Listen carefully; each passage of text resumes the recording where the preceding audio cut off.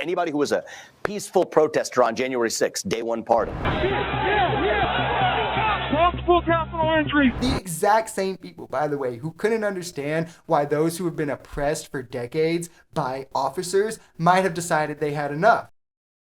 Vivek had an interview with Glenn Greenwald discussing a range of topics, but notably when it came to the January 6 rioters, he took a hard stance to pardon them on day one. This adds to his existing pardon list of, well, Donald Trump, which starts to paint a scary picture if you really think about it, as Vivek has now been vocal about his willingness to pardon any right-winger for any wrongdoing in or outside of the government, even when they engage in, an insurrection on the Capitol. Now, he tries to hide this behind, a faux attempt at unity, which is just laughable at best, as he hasn't talked about pardoning any left-wingers. He'd rather liken them to the KKK. But let's first watch this clip so we can get his reasoning behind why he would pardon these people. A president rarely gets an opportunity to go back and change the past. You can only change the future. But one way a president can do it is through the pardon power.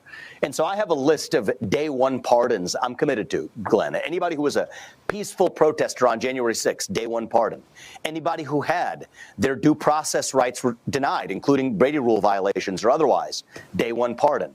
And I put others on this list, too. I mean, put Julian Assange, Edward Snowden, not quite a pardon, but a form of clemency. I would say the same because he wasn't prosecuted, but the same idea to Russ Ulbricht, to be able to go to Donald Trump, even somebody who was, I believe, now the victim of politically motivated persecutions through prosecution. Okay, now this is hilarious for a multitude of reasons. First, though, here is his tweet sharing this clip where he states the reason he would do it is for unity. If it's really about unity, though, I wonder why he didn't mention pardoning peaceful, nonviolent BLM protesters as well. Do you think that he's going to do that also for unity, the ones who have been prosecuted and targeted for largely political reasons? Or is it only people on the right you care about the unity and, hundreds of them were targeted, journalists included? Not to mention, if you look at the record of prosecution, those in the BLM protests have been charged much more harsh and swift than those in the January 6th riots, many of whom didn't have to serve jail time and waited months before trials, versus the BLM protesters who were arrested and arraigned immediately and got multiple months behind bars for multiple of them.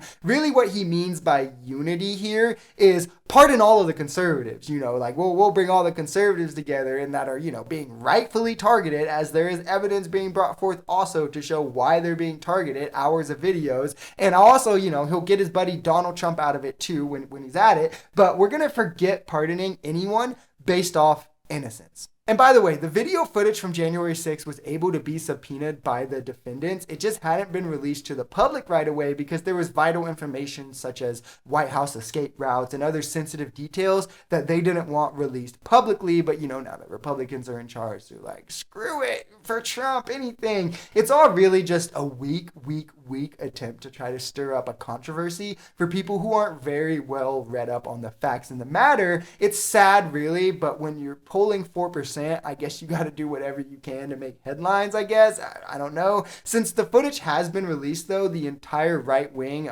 conservatives, Republicans, all of them over there alike, have gone absolutely batshit crazy with the conspiracy theories. I'm not kidding here. This image was floating around Twitter for the longest, and it was supposed to prove that this was like an inside job or whatever. I don't know, because it's like a badge, they thought, only to be debunked within minutes to be a vape, not a badge, and his identity was found, and yeah, not part of the government at all. There's also a video going around of protesters walking through a hall with officers with them, and people are saying, oh, no insurrection, this is proof. Let's take a look at that.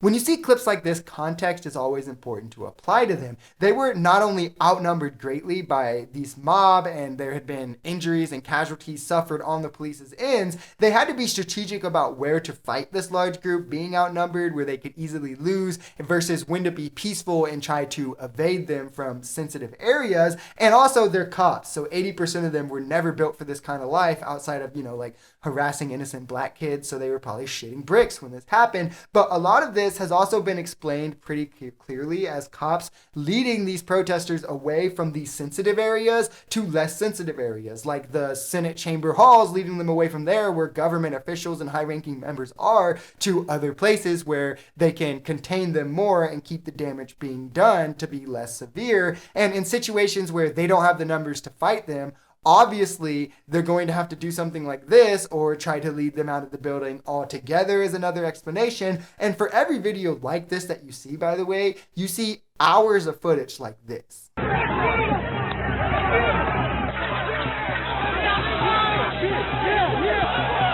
Multiple capital injuries.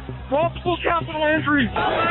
And some of those that were in the first video are in the more aggressive video as well. So it just shows like, no, they're not like in on it and in there peacefully. They were literally storming the Capitol and got in. It's just absolutely wild to think how little the right needs to run with on their conspiracy theories. Like, as long as it's clearing up their guy Donald Trump, they're all guns a-blazing for it. It does not matter. Like, high-ranking members of the government have actually been pushing this agenda. It's not just MAGA voters. It's crazy. Like, from Mike Lee to Marjorie Taylor Greene, and of course, you know, Vivek, not a high-ranking member and hopefully never is, but presidential hopeful. And it's just sad, really, to see how a large demographic of America has just absolutely lost their mind over one guy, are willing to defend rioters and insurrectionists alike. The same people, the exact same people, by the way, who couldn't understand why those who have been oppressed for decades by officers might have decided they had enough.